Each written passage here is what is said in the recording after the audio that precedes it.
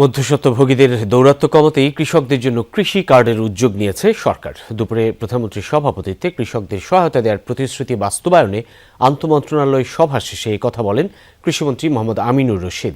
জানান, দ্রুতই পাইলট প্রকল্প আকারে এই কার্যক্রম শুরু করবে সরকার। এর আগে প্রধানমন্ত্রীর সাথে সাক্ষাৎ করেন চীনের রাষ্ট্রদূত ইয়াওয়েন।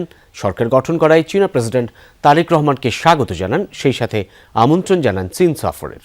খরচ বাঁচে 65% পর্যন্ত। ওয়ালটন বিএলডিসি ফ্যান ছড়ায় স্বস্তির সবুজ হাওয়া। নির্বাচনের আগে দেয়া কৃষকদের সহায়তার প্রতিশ্রুতি বাস্তবায়নে সোমবার সচিবালয়ে বসে আন্তঃমন্ত্রণালয় সভা। প্রধানমন্ত্রী তারেক রহমানের সভাপতিত্বে এতে যোগ দেন অর্থ, কৃষি, ভূমিসহ সংশ্লিষ্ট মন্ত্রণালয়ের মন্ত্রী ও প্রতিমন্ত্রীরা। সোমবার দুপুর 12টায় মন্ত্রিপরিষদ কক্ষে শুরু হওয়া এ সভার বিষয় ডিজিটাল কৃষক কার্ড। বিএনপির ইশতেহার অনুযায়ী এ কার্ডের মাধ্যমে প্রান্তিক কৃষকদের কাছে সরাসরি সরকারি প্রণোদনা, সার ও বীজের ভর্তুকি পৌঁছে দেয়া। আর এটি বাস্তবায়নেই অনুষ্ঠিত হয় বৈঠকটি। বৈঠক শেষে তথ্যমন্ত্রী জহিরউদ্দিন স্বপন বলেন, মধ্যস্বত্বভোগীদের দৌরাত্ম্য কমাতেই কৃষকদের জন্য স্মার্ট কৃষি কার্ডের উদ্যোগ নিয়েছে সরকার। দ্রুতই পাইলট প্রকল্প আকারে এ কার্যক্রম শুরু হবে বলে জানান তথ্যমন্ত্রী। কৃষক কার্ড দেওয়ার ক্ষেত্রে যে সংশ্লিষ্ট অন্যান্য বিষয়গুলি আছে, সেই বিষয়গুলি নিয়ে আমরা আলাপ করছি। নীতিগতভাবে এটা আমাদের বহু আগেই সিদ্ধান্ত।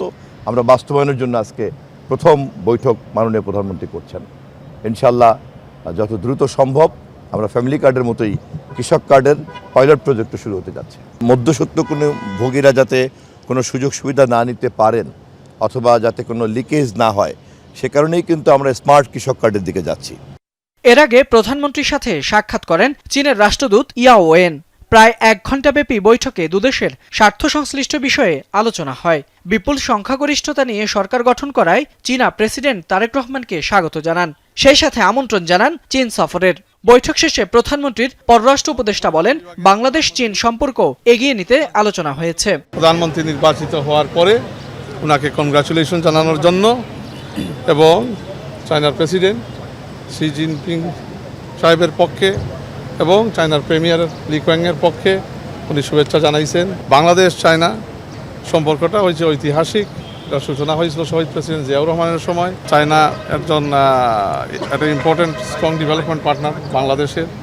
এর আগে সকাল 10টার দিকে তারেক রহমানের সঙ্গে সৌজন্য সাক্ষাৎ করেন প্রধানমন্ত্রীর জনপ্রশাসন বিষয়ক উপদেষ্টা, জনপ্রশাসন মন্ত্রণালয়ের প্রতিমন্ত্রী এবং প্রধানমন্ত্রীর মুখ্য সচিব। ফয়সাল মাহমুদ, যমুনা নিউজ, ঢাকা।